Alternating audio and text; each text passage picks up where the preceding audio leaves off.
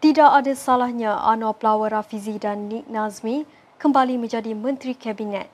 Itu yang disuarakan seorang pemerhati susulan pelawaan Perdana Menteri Datuk Seri Anwar Ibrahim yang mahu Datuk Seri Rafizi Ramli dan Nik Nazmi Nik Ahmad untuk menyertai semula kabinetnya.